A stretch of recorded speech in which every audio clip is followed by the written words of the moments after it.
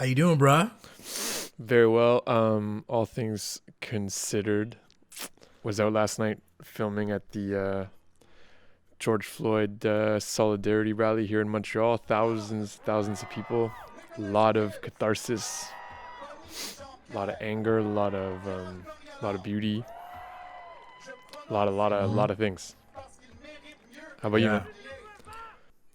I've been alright, man. I've had a ton of conversations about George Floyd, frankly.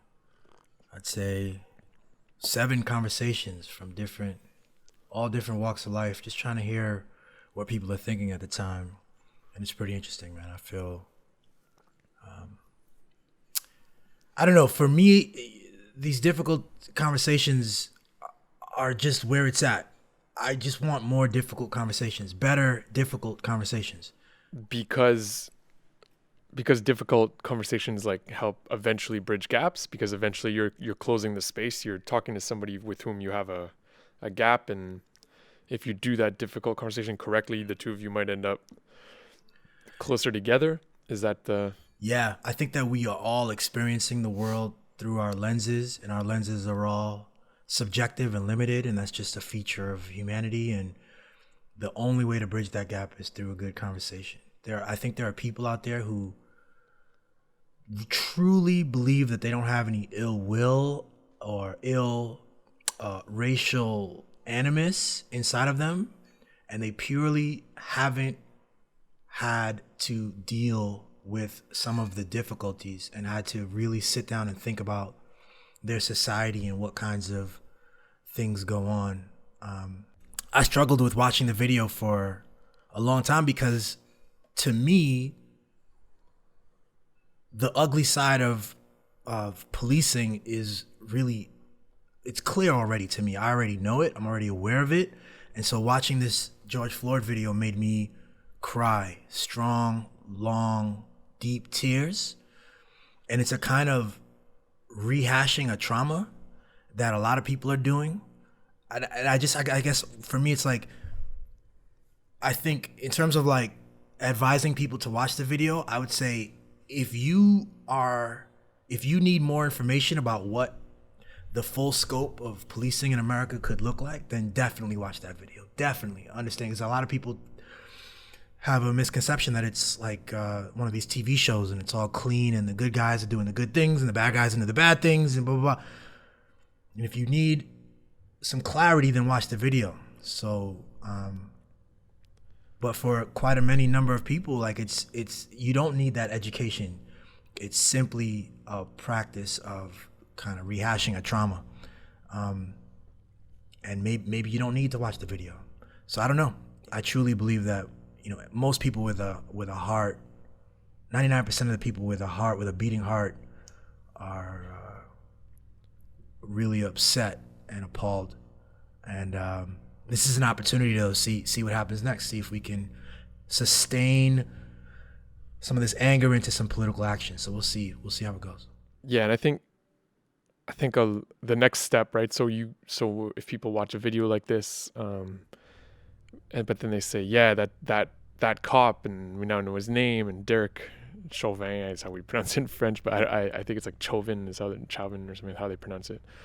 Um, something needs to happen to him, and that's true. But I think the some people might think that like he's the problem here, and I think that's part of it. And whatever happens to him determines how the bigger problems are addressed or not moving forward in some ways, right? Like it sets the tone for how these things will be addressed in the future and what other cops can expect in the future for their behavior. And I guess like one of the things that was interesting last night, like one of the most fascinating moments for me was when a lot of the protesters took a knee and were saying to the cops who were in riot gear in front of them, saying, if you are truly with us, if this is one bad cop, and here in Montreal we have I don't have the exact number for me, but at least a dozen unarmed people that have been killed by police in the last kind of 10 years, I would say. Many of them black. And throughout the day, there was many people, and that's why I said catharsis opening this up, is there was many people taking the opportunity to kind of yell in some ways or tell their story of something that had happened to them individually to a police officer on a megaphone. Right. In situations like this, getting this out is kind of like a Me Too. These are like Me Too moments for a lot of people in the street, I think. Right. And so there's a moment where everybody. So if these are one bad cop, if it's one bad cop in the case here in Montreal who killed Nicholas Gibbs or who killed Farshad Mohammadi or whoever might have been, then if you guys are not them, then we're all taking a knee right now. Can you please just take a knee with us for a second and show that you're with us? Qu'on peut mettre notre genou au sol pour écraser ce système. Show your difference. You guys are all the fucking same. No, they're not. No, they're not. Speak up. No one's speaking up. Speak up. Speak up. Take a knee. Vous avez vu ce Take a knee. Take a knee. Take a knee. Take a knee. Take a knee. Take a knee. Take a knee. Les genoux par terre. Les genoux par terre. Les genoux par terre. Les genoux par terre. This was attempted numerous times and no cop flinched, right? Like even came close to Really? taking a knee. Well, I mean, you expected them to take a knee? The cops? Well, we have examples of cops taking knees in the United States. Oh yeah? Absolutely, yeah. We have footage of. This is what's been so interesting. We've got footage. I wish I could tell you which of the cities, because we've had protests, thankfully, in every state, all 50 states in the United States. But we have footage of cops taking knees, like en masse, in riot gear on a knee. We also have footage of protesters standing in front of small businesses and shops like Target, standing and differentiating themselves from looters. There is not a police officer over here that thinks Minnesota was justified. We stand with you on that. But this is our city. Our city. Do not let people who are not from this city have you come here and screw up your city.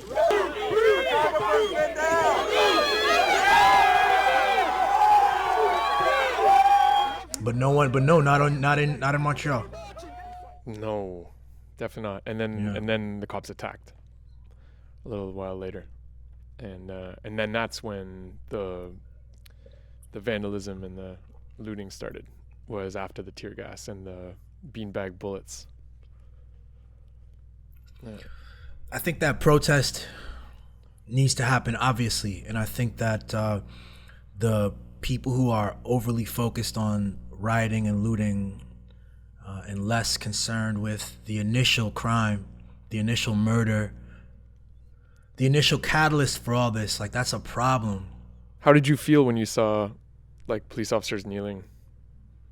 I thought it was a brilliant showing of solidarity. It was an important opportunity for them to show that they understand. I have friends who work in the police force in New York City, and I had these conversations with them, and I heard the two friends I'm thinking of, they both spoke through tears on the phone with me and these are black men. It's not enough to take a knee. They know that, and I've explained that to them, and they know that. What needs to happen is justice. All four of the officers in that video, or whoever was in that video, the law enforcement people in that video need to be held accountable. People need to go to jail, need to be tried and then convicted. And then we need to have a serious conversation about policing and about, to me, it seems like one of the problems is like the interpretation of the law for how police officers can apply their force and to what degree they're culpable when something goes wrong, when they apply their force against either the wrong person or they've applied it, and killed someone or harmed someone in an undue fashion. They need to be held accountable. We know that accountability and legal penalties can like prevent future bad action, and so that's to me the obvious solution here, and you'll be surprised, I think, at how many officers kind of get that. And the question is, what does that look like in terms of legal statutes? Yeah, that sounds right. I wonder what it means for all the brutality and violations of people's rights and dignity that happens that isn't filmed moving forward? You know, like how do we address those cases, which are probably more numerous? Like how, and I guess that's a step. It's a step to get justice in the cases that are filmed. That's a step, and maybe that's the step that we're at right now. And it also just touches on a lot of broader questions.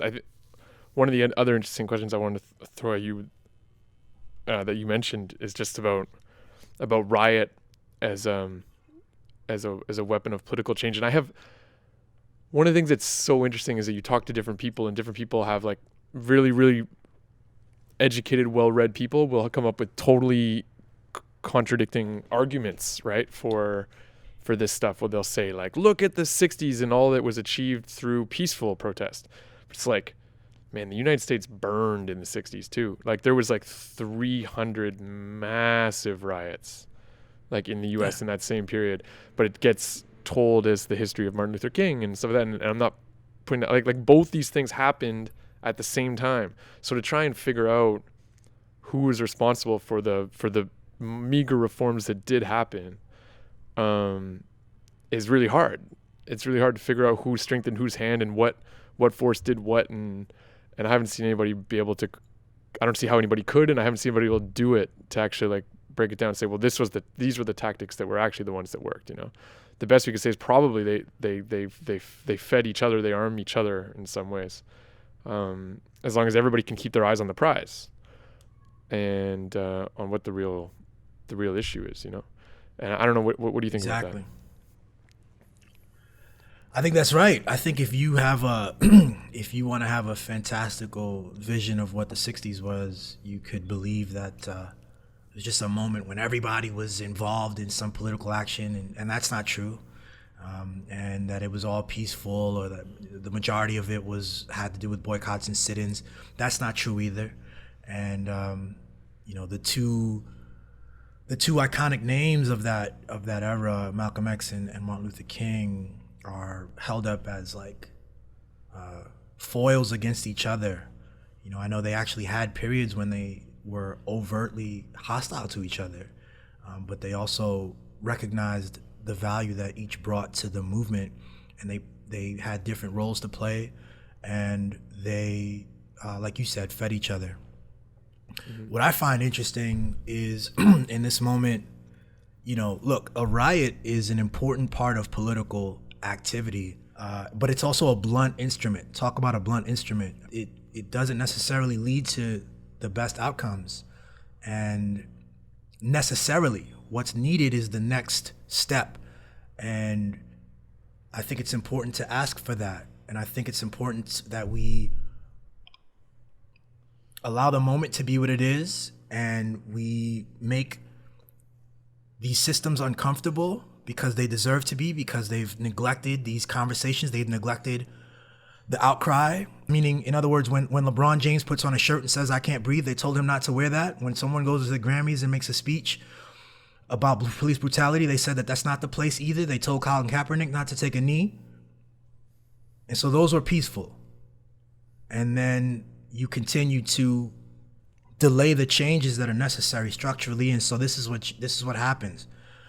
But so for instance, Killer Mike in Atlanta made a strong claim, I thought, to say, yo, Atlanta, there's a black business community in Atlanta, creative business community that's been built over decades, and we should be mindful about how we engage with that, even as we protest.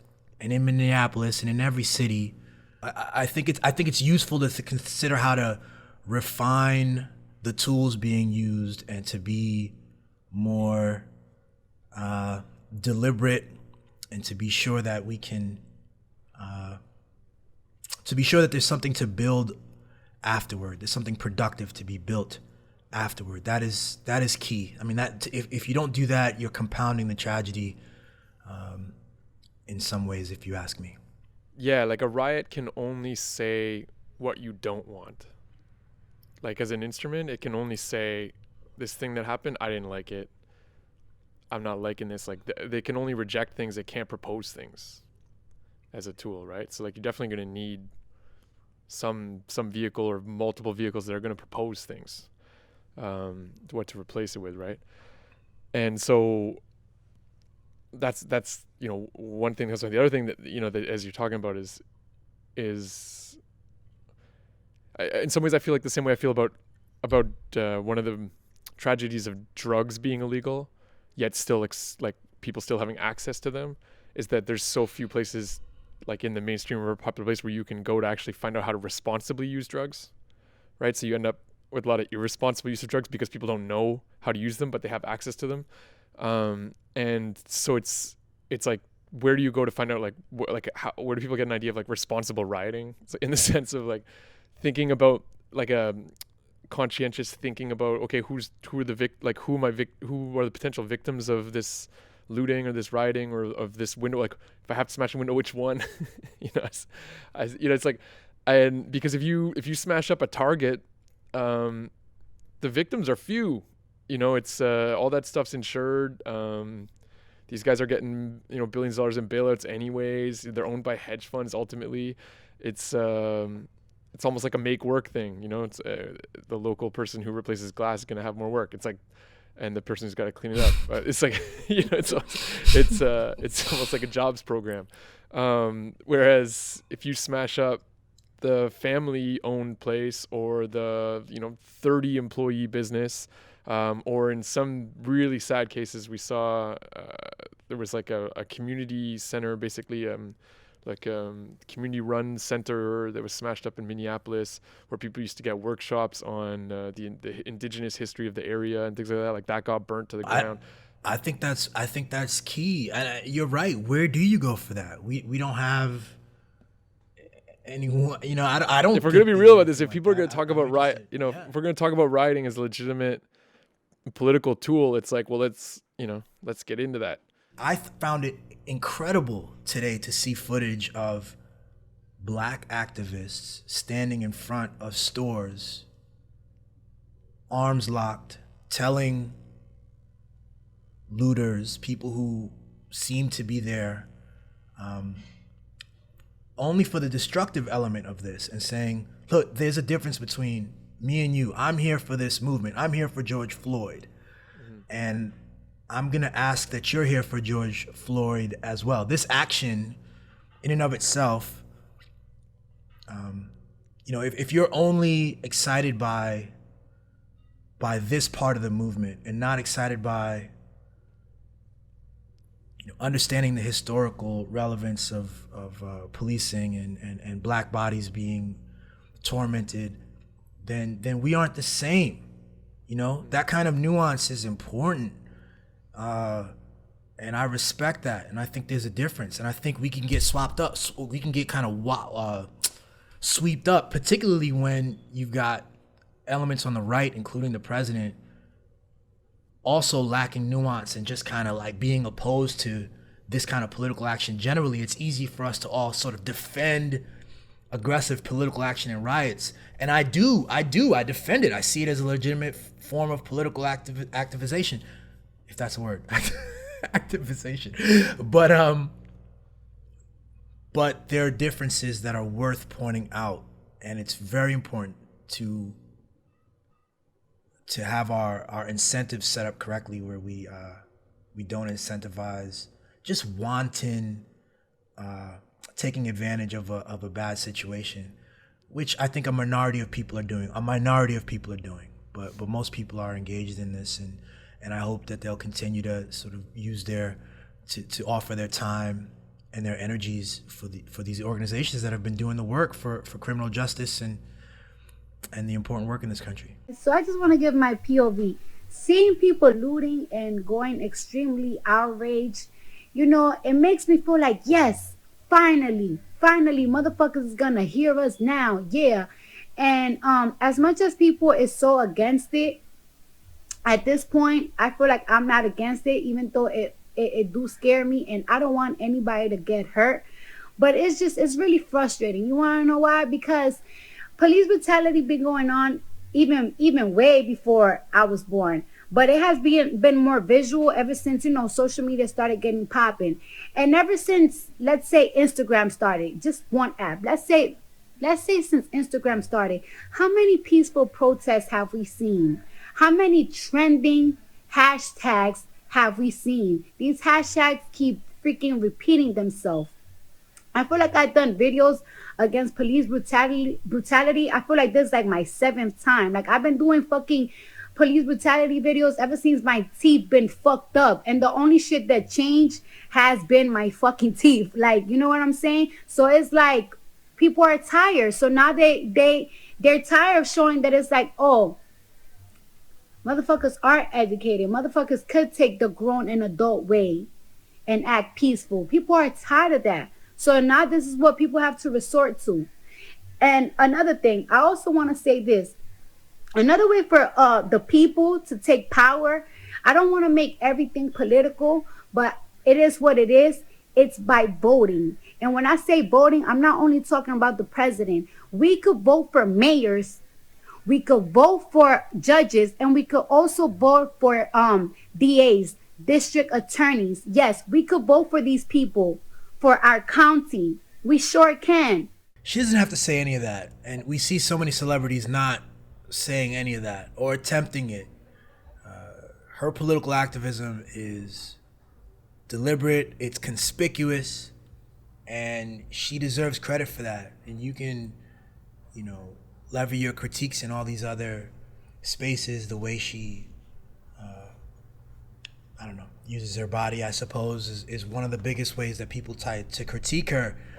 But this is a woman who is so much more than that. Yeah, I really appreciate what she's saying here too. I feel like I'm in a similar position in the sense that like I've gone through periods of my life where I've been like, forget voting. Voting doesn't change anything. Like it's time to riot, And then I've been in other periods where I've been like, rioting doesn't do anything. It just destroys buildings and it doesn't change anything. We need to get organized and vote.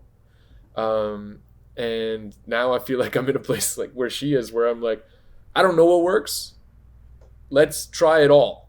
And let's just encourage people that feel passionate about whichever, as long as I'll judge people more on their motivations and their values than I will on their tactics.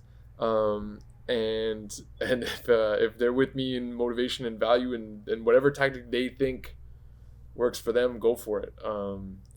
And that's what I see in this video. In the same video, she basically says like, yeah, like I was happy to see these riots. It made me feel like we're going to be heard finally. I'm sick of doing these peaceful Instagram campaigns. At the same time, let's not forget to vote. Because riots can only say what we're against. And it's hard to say what you're for with a riot. And hard to put forward a different vision with a riot. Absolutely. I think we're watching.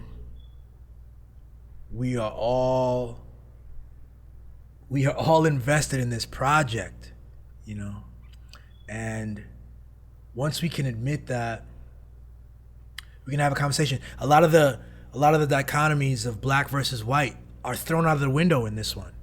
White people are overwhelmingly, in my view, in my experience, overwhelmingly appalled by this as well. Now it's a question of how they act in their anger. The question of police versus the people, even on this, as there are, like I said, in the United States at least, footage of police officers expressing their distaste and taking knees and walking with the protesters. That's also not enough. It's part of the equation, but it's not enough. This is a more nuanced conversation. I'm just hoping that, like, if she says this is her 7th time around of doing these campaigns on Instagram or whatever it might be, maybe I'm hoping the next one, like, she links to like an activist handbook. Like, here, I've seen a lot of these lists going around. Like, here's 75 things you can do to join the fight. Because at this point it's like, what can you do? Like, share this video and I think people need to be given some ideas and encouraged to get creative about how to use their influence where they are in these fights. And it would be cool to see people like CardiB go in there. And if she doesn't go there, I'm not gonna like hate her for that. I'm just saying that would be a cool thing to see in terms of next steps for an artist like this. But also we shouldn't be, like Dave Chappelle always says, you know, we shouldn't be looking to our celebrities to hold the entire political space, you know, or to be the place where we go to get all our information on what to think about what's going on in the world. So we don't need that. We don't need a musician to do that. We need them to be real and to be in solidarity. That's exactly right.